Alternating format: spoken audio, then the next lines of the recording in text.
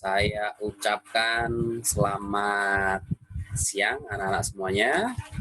Ya, ketemu lagi dengan saya Pak Parlan. Pada hari ini adalah pembelajaran yang kedua kalinya saat kalian di kelas 6, ya, dimana yang minggu lalu kalian sudah belajar mengenai riwayat hidup Buddha Gautama dari lahir sampai masa membaca sawah.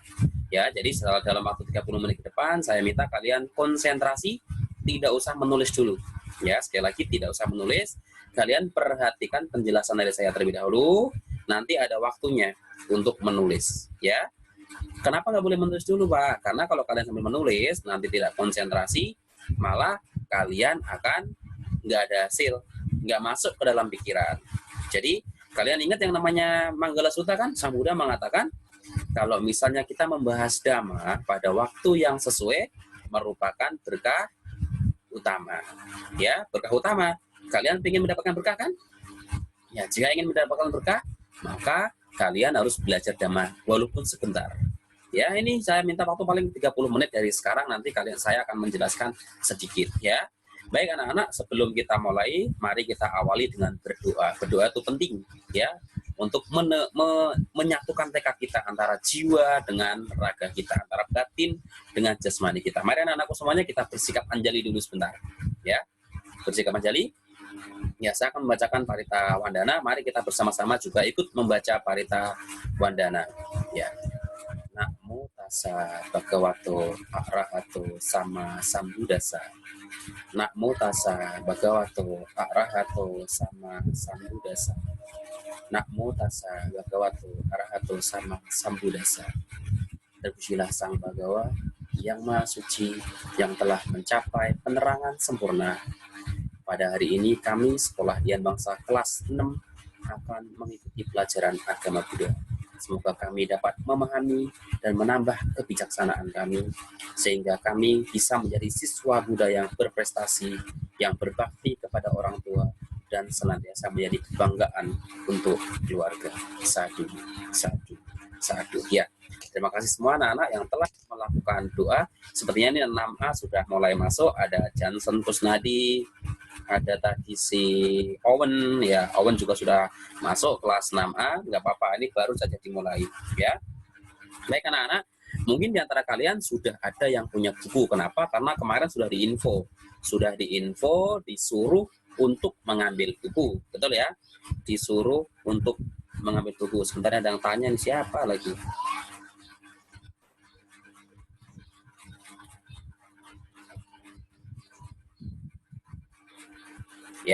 Ya, ini yang sudah ada buku bisa buka bukunya. Kalau yang belum ada jangan khawatir. Kenapa? Karena hari ini saya belum menggunakan buku. Ya, belum menggunakan buku. Minggu depan sudah mulai menggunakan buku. Nah, kayak Oman sudah punya buku, yang lain juga sudah, nggak apa-apa, bisa dibaca-baca ya. Saya langsung share screen aja. Minta tolong yang sudah gabung, nyalakan aja videonya, tidak usah malu-malu. C Excel, Saji, Mutiara, Marco, dan C itu siapa C ini ya? Ya, nyalakan aja ya. Sekali lagi minta tolong dalam waktu 30 menit ke depan kalian fokus memperhatikan ya. Jangan menulis dulu, nggak usah menulis. Menulisnya nanti. Ya, menulisnya nanti. Oke. Kelihatan semua ya ini screenshotnya.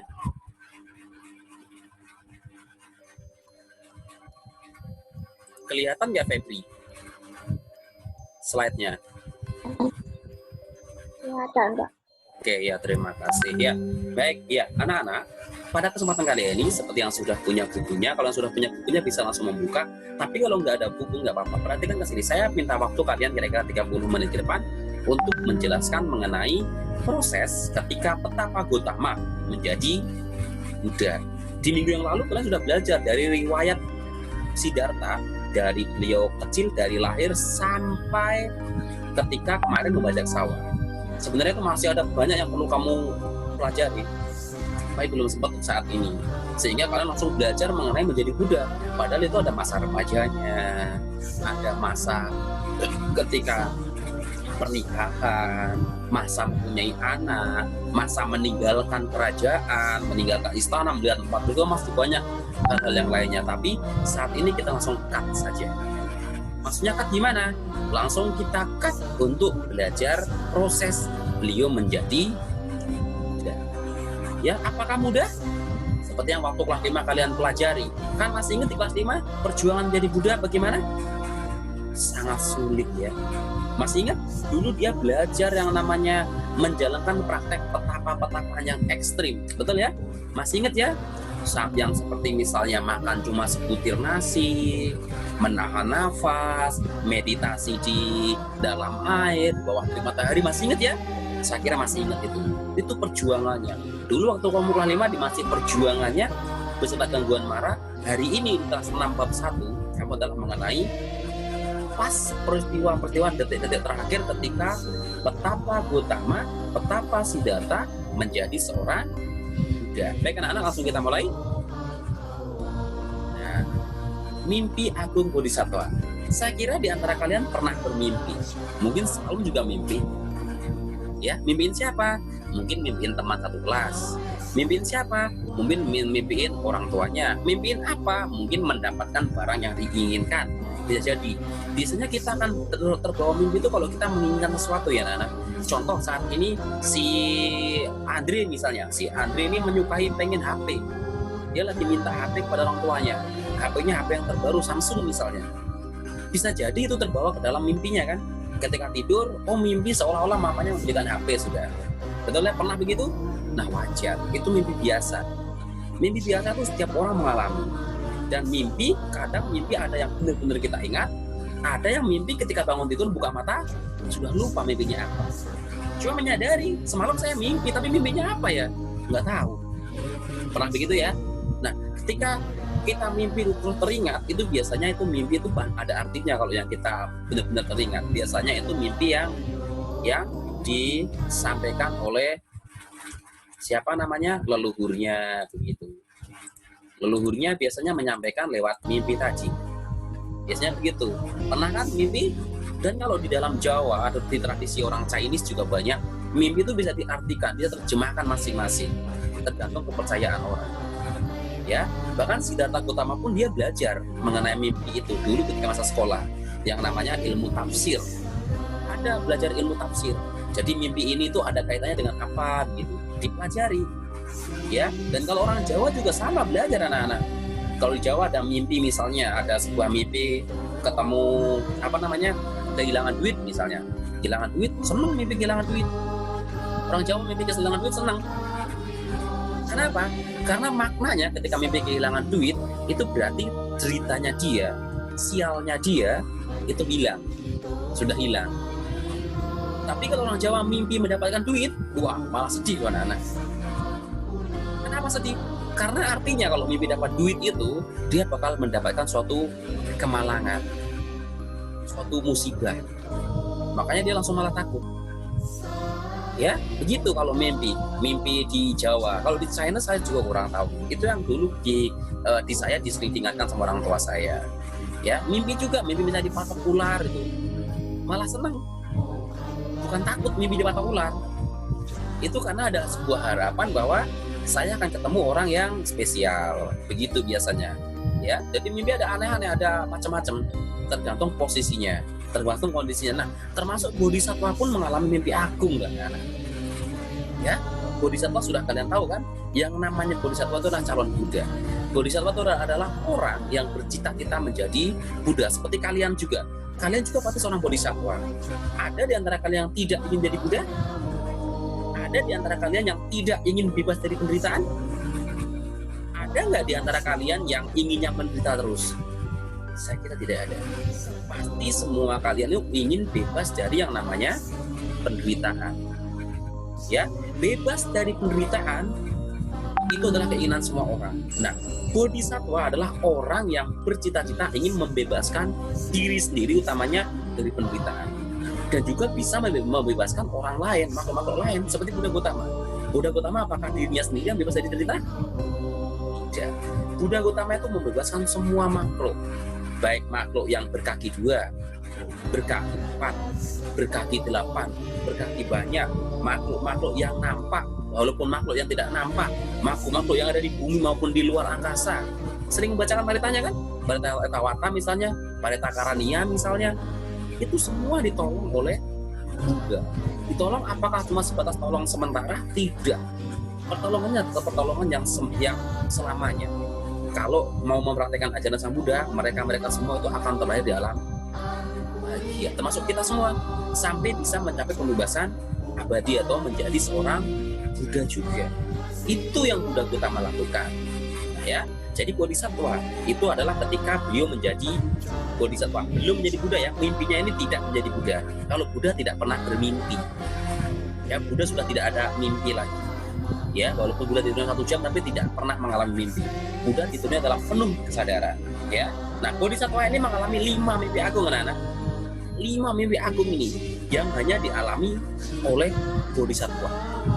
Dan 5 bodhisattva ini, 5 mimpinya ini langsung bisa direkam dengan baik. Selain direkam, mimpi ini juga bodhisattva Siddhartha bisa menerjemahkan, anak-anak.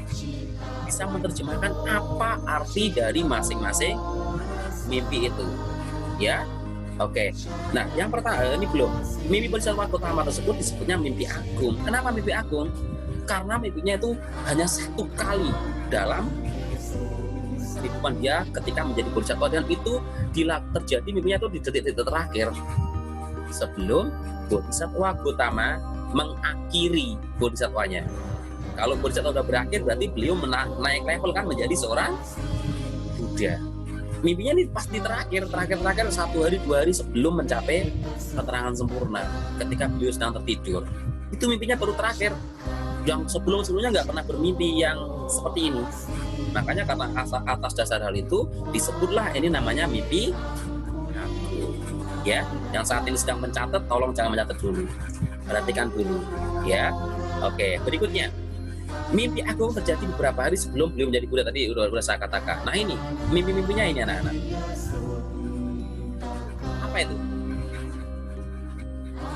Ya, apa itu? Ini adalah mimpi agung yang pertama, anak-anak. Nanti ada maknanya. Nanti juga saya beritahu ada penjelasannya. Ini mimpi agung yang pertama. Kalian melihat tangan kanan, tangan kirinya itu berada di sebuah samudra, itu menggambarkannya. Kakinya juga berada di samudra itu. Badannya tidak di samudra, di daratan. Kepalanya itu berada di sebuah gunung, anak-anak. Raksasa sekali kan? Ketika tidur, ini mimpi pertama adalah beliau tidur, anak-anak. Tidur, tapi tidurnya sebagai bumi, sebagai alas.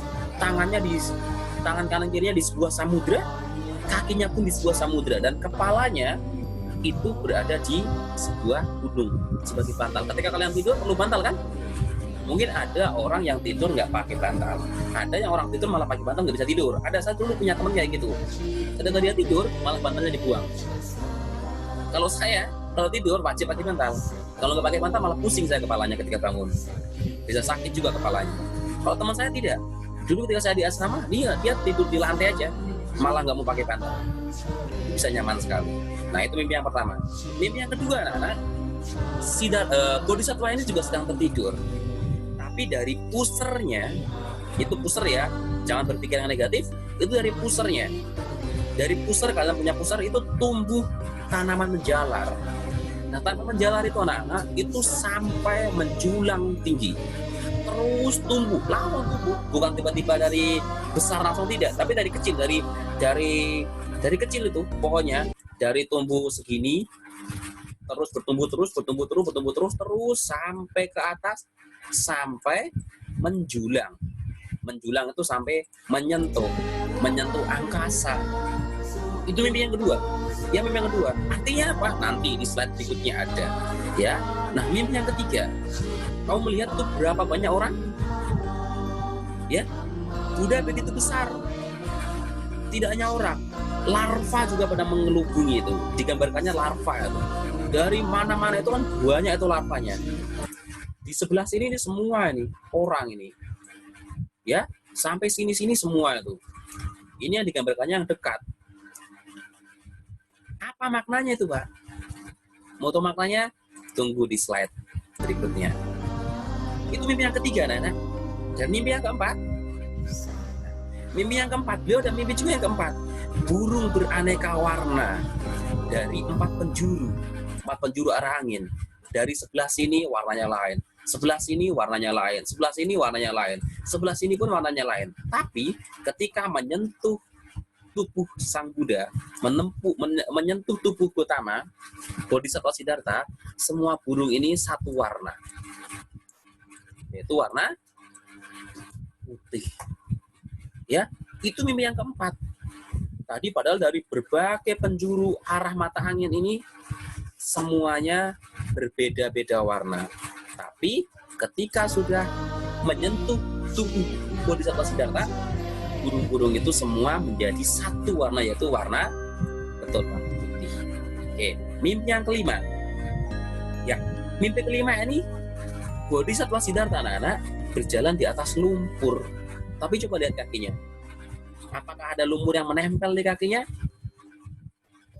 Tidak ada lumpur yang menempel di kakinya. Ya, nggak ada lumpur yang menempel di kakinya. Nah, ini adalah mimpi agung Bodhisattva. Tadi yang saya katakan, yang pertama berbaring di atas bumi dengan gunung Himalaya sebagai mantalnya, tangan kiri ke samudra timur, dari tangan kiri ke samudra timur, kamu ingat-ingat itu, tangan kanan ke samudra barat dan kakinya ke samudra selatan. Ya, kemudian di pusat Bodhisattva tadi yang saya katakan, tubuh pohon menjalar sampai ke awan. Larva putih mengerubungi kaki Bodhisattva. Burung beraneka warna dari 4 penjuru mendekat dan menjadi putih. Dirinya berjalan di atas lumpur tapi tidak kotor. Nah, ketika mimpi ini anak-anak, kalian wajib menghafal letak-letaknya. Nanti misalnya ada soal, tuliskan mimpi agung Bodhisattva Siddhartha yang ketiga. Ternyata kamu menulis burung beraneka warna dari 4 penjuru mendekat menjadi putih. Salah ya? Betul salah ya? Nanti juga ada soal misalnya begini, sebutkan 5 mimpi agung Bodhisattva. Ya, kalian harus bisa menunjukkan secara urut dari 1, 2, 3, dan 5. Begitu pula maknanya. Nah, ini artinya tadi anak-anak. Ya, artinya apa dari mimpi agung tadi? Mimpi yang pertama, nomor ini berarti menunjukkan mimpi ya. Mimpi pertama tadi yang menggunakan gunung Himalaya sebagai bantal. Tangan kanannya ke samudra timur, tangan kirinya ke samudra barat, dan ke selatan adalah kakinya. Maknanya apa? Bahwa Bodhisattva Siddhartha sebentar lagi akan mencapai penerangan sempurna. Beliau akan menjadi seorang sama Sang Buddha, akan menjadi seorang Buddha. Tumbuh tanaman menjalar dari pusarnya sampai menjulang ke angkasa. Artinya apa? Artinya itu beliau akan menemukan jalan mulia berfaktor 8. Masih ingat ya dulu perbedaan waktu kelas 5? Kelas 5 saya ingin mengingatkan perbedaan antara jalan mulia berfaktor 8 sama 8 jalan mulia itu adalah berbeda. Betul ya? Masih ingat? Waktu itu saya menggambarkan analoginya adalah rumah berlantai 8 sama 8 rumah. Jelas perbedaannya ya? Jelas berbeda sekali. Jalan mulia berfaktor 8 itu hanya ada satu jalan, tapi dalam satu jalan itu mempunyai ruas cabang yang banyak. Dan itu satu kesatuan yang harus dipraktekkan supaya bisa mengakhiri yang namanya penderitaan. Nah, oke. Kemudian mimpi yang ketiga. Mimpi yang ketiga tadi adalah apa ya? Mimpi yang ketiga itu adalah larva yang mengerubungi kakinya. Artinya apa? Banyak umat yang ingin menjadi biku. Nah, tadi digambarkan tadi bukan larva, yang digambarkan adalah sudah umat, sudah manusia ingin jadi biku. Karena kalau yang di dalam riwayat Buddha Gotama tidak ada yang misalnya dewa yang jadi biku, tidak. Yang misalnya alam dari neraka atau dari asyura, dari alam peta menjadi biku, tidak ada juga. Adanya mereka menjadi biku peta malah. Nggak ada. Jadi yang ada pengen jadi biku adalah manusia, anak-anak. Binatang ditolong Sang Buddha, apakah pengen menjadi biku? Tidak bisa juga. Ya, jadi yang pengen bisa menjadi biku itu hanya sebagai manusia. Nah, kemudian yang keempat tadi, yang keempat adalah mimpinya adalah ya, burung dari 4 penjuru mendekat ke Sang Buddha. Lalu ketika mereka berwarna-warni ya, ketika menjadi satu ketemu Sang Buddha, menjadi putih semua. Artinya apa? Semua makhluk dari berbagai macam jenis penjurunya, dari alam menderita, di alam neraka, alam binatang, alam setan, alam raksasa, mereka semua bisa membebaskan diri dari penderitaan. Itu satu, dari alam mensucikan. Dari alam yang bahagia, dari alam dewa, dari alam brahmana, semuanya bisa mencapai pembebasan kita. Alam manusia pun sama. Makhluk-makhluk yang tanpa kaki, makhluk-makhluk berkaki 2, berkaki banyak, ya makhluk-makhluk yang berada di alam semesta, yang di dunia, di daratan, di lautan maupun di angkasa, semuanya berpeluang sama mencapai pembebasan dari derita. Makanya kalau dalam riwayat Sang Buddha Gautama, ketika Sang Buddha berceramah, Sang Buddha itu meminta ya, ribuan meter tempat itu dikosongkan. Buat apa? Supaya makhluk-makhluk dari alam-alam yang lain itu pada datang dan bisa mendengarkan ceramah Sang Buddha. Kalau zaman Sang Buddha, Sang Buddha ceramah sekali, yang mendengarkan langsung mencapai kesucian dan langsung diminta untuk menjadi seorang biku. Itu pada zaman Sang Buddha hebatnya. Jadi Sang Buddha sekali cukup mengajar, langsung banyak orang mencapai tingkat kesucian. Karena zamannya begitu. Kalau zaman sekarang tidak bisa, ya. Nah, kemudian mimpi yang kelima adalah beliau berjalan di lumpur, tapi kakinya tidak pernah terkotori. Maknanya apa, Pak? Maknanya adalah walaupun beliau dihormati oleh seluruh orang, dari orang biasa sampai orang yang memiliki kedudukan tinggi menghormatinya, tapi beliau tidak pernah yang namanya sombong. Itulah arti dari mimpi Sang Buddha. Nah, ini adalah 4 kasta di India. Karena pada zaman Sang Buddha ada, ketika Siddhartha Gautama lahir kemudian menjadi petapa dan beliau menjadi Buddha, kasta di India itu sangat tinggi. Perbandingan kasta itu sangat tinggi. Kalian pernah melihat riwayat Buddha kan? Masih melihat orang yang kastanya rendah, Sudra, lalu ketemu Buddha, ketemu orang Brahmana, apa yang terjadi? Mereka suruh ngepel misalnya, jalan tuh. Misalnya dia habis jalan, ternyata ketemu orang Brahmana, maka yang jalan yang dia dilewati tadi harus dibersihkan dulu. Sampai seperti itu zaman dulu anak-anak di India. Jadi kasta yang paling baik itu Brahmana dulu. Kalau Ksatria di bawahnya Brahmana. Waisya itu langsung kaum berdagang, dia orang-orang kaya juga. Sudra itu yang dia orang babu, orang pembantu pada zaman dahulu. Dan di sana tuh sangat dulu pada zaman sebelum ada Sang Buddha mencapai pengalaman sempurna, sangat ekstrim.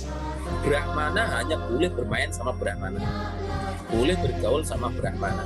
Begitu pula yang Ksatria, Waisya, Sudra tidak boleh bergaul, mereka lintas kasta nggak boleh.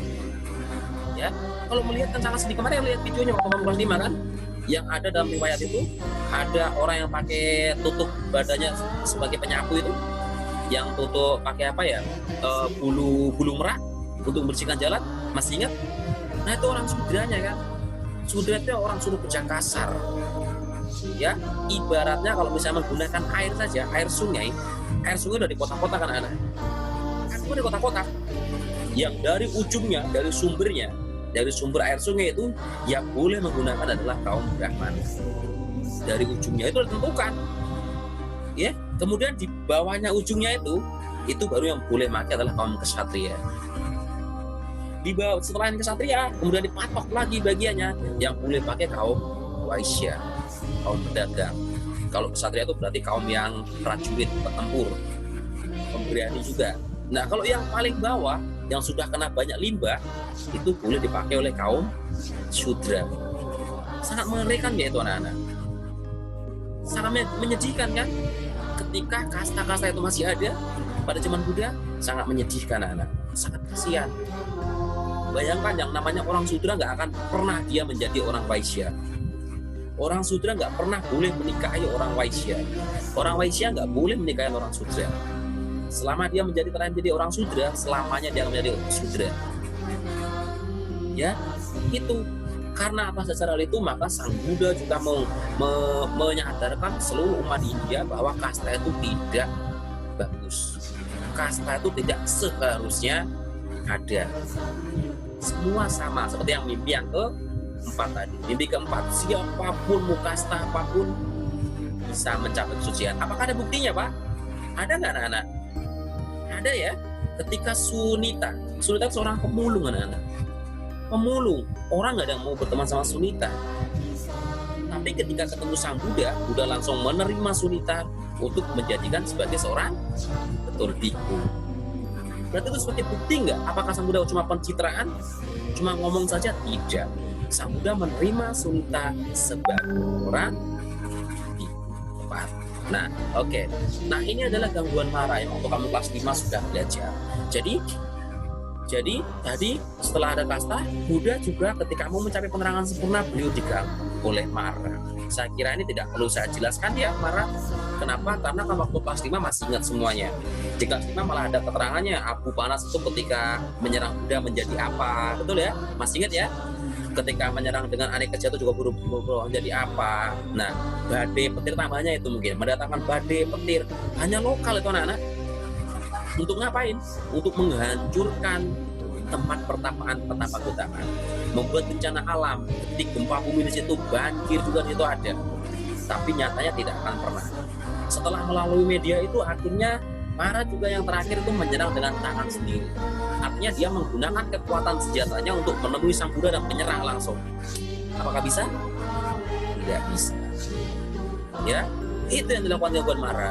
Kalau orang biasa pasti sudah meninggal dunia. Ya, nah lalu kejadian apa yang mampu dilihat oleh Petapa Gautama sebelum jadi Buddha? Nah, ini yang dilihat Petapa Gautama adalah satu, kehidupan lampu. Lampu siapa, Pak? Semua makhluk, anak-anak, bisa diketahui oleh Buddha Gautama. Bahkan kehidupan lampunya beliau sendiri bisa diketahui, pernah terlahir sebagai apa dan sebagainya.